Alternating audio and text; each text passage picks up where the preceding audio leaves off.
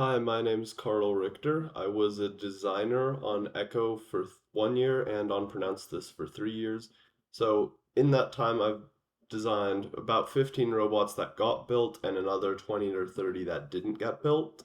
So I'm going to share some tips with how I CAD, how I keep things as efficient as possible, all of that. First thing I want to do is talk about the folder structure, how everything's organized. I have a unique project for every year's game. It just makes finding the game elements easier, and there's obviously a lot less robots.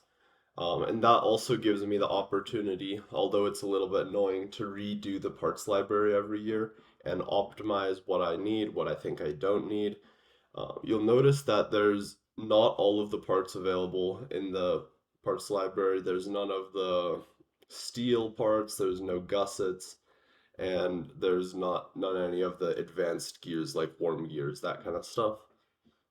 And the goal of that is to make everything as accessible as possible. So to get to almost every single part I have, you just need to open up one folder and you can get to it. So C channel is really accessible, and then like also wheels are really accessible.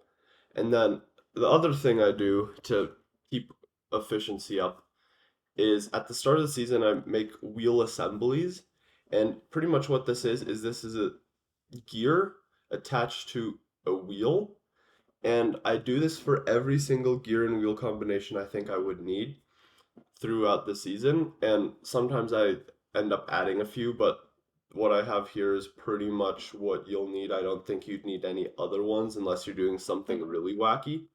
But that allows me, when I'm designing the CAD model, everything inserts together, so it's inserting half the parts I would usually, and it's six less joints if you have a six-wheel drive. So it's super helpful, and I would definitely recommend doing that.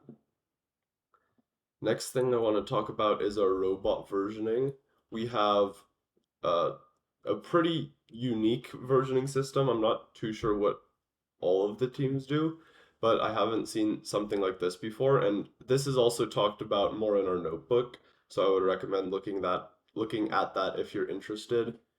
Basically, the first letter here is C, which basically just stands for CAD. Obviously, all of these are CAD models.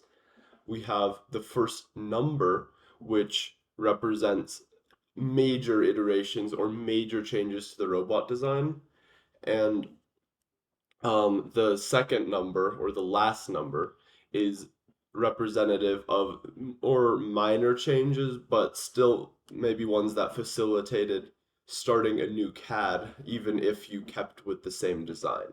So that's kind of where you see that progression throughout the season. And then at the bottom here, we have some prototyping folders, which are more side projects that weren't really in the design process, um, and didn't get documented in the notebook. So within that folder for each robot, we have obviously the robot itself right there, and then we have all of the polycarbonate parts and other parts that are referenced in that robot. So that's super nice because it's just all in one place. And then if you have, if you're referencing something in this design, or from this design, I should say, you know that you're referencing one of these parts. So if you want to modify something, you could open up that part, modify it, and then it would automatically sync up into that design. And it's really important to know where that part is, and you don't have several of those parts just floating around in a folder and you don't know what connects where. Um, yeah, anyway, I think that's pretty much it for my folder organization and all that. If you have any questions, feel free to ask in the comments or shoot me a message. And yeah, look out for the rest of the videos.